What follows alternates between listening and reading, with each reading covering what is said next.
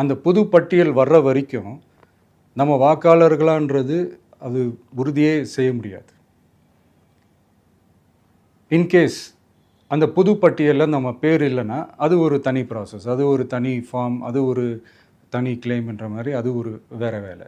So இந்த மாதிரி நிறைய சிரமங்கள் குழப்பங்கள் இருக்கிறதுனால மக்களுக்கு இது மேலே ஒரு கன்ஃபியூஷன் ஒன்று இருக்குது. இது என்ன வெரிஃபிகேஷனா இல்லை ஒரு மறைமுக ரீரெஜிஸ்ட்ரேஷனா இல்லை இது வந்து ஒரு நியூ ரெஜிஸ்ட்ரேஷன் மாதிரியே தானா அப்படின்ற மாதிரி நிறைய கன்ஃபியூஷன் இருக்குது.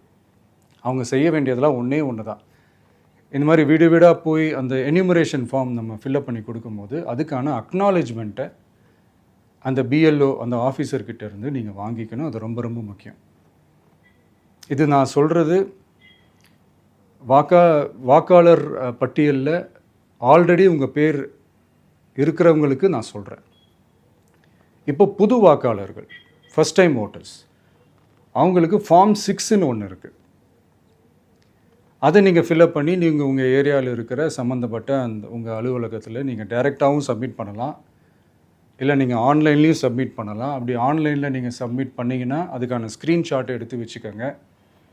ஃபோனில் மெசேஜ் வரும், அதை சேவ் பண்ணி வச்சுக்கோங்க.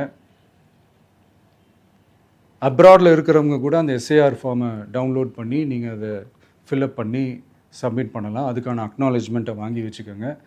ரொம்ப முக்கியமாக உங்களோட பிஎல்ஓ அந்த ஆஃபீஸர் யாருன்னு தெரிஞ்சு வச்சுக்கோங்க. இந்த தேர்தல் ஆணையம் அந்த வெப்சைட்டில் போனீங்கன்னா அந்த பர்டிகுலர் பிஎல்ஓ ஆஃபீஸரோட ஃபோன் நம்பர் கூட நீங்கள் எடுத்து வச்சுக்கலாம். இன்கேஸ் உங்களை யாரையும் ரீச் பண்ணலை, இல்லை உங்களுக்கு அந்த ஃபார்ம் கிடைக்கல அப்படின்னா நீங்கள் அவரை காண்டாக்ட் பண்ணி அந்த ஃபார்மை வாங்கி நீங்கள் ஃபில்அப் பண்ணி நீங்கள் சப்மிட் பண்ணலாம். ரொம்ப முக்கியமாக அதுக்கான அக்னாலேஜ்மெண்ட்டை வாங்கி வச்சுக்கோங்க.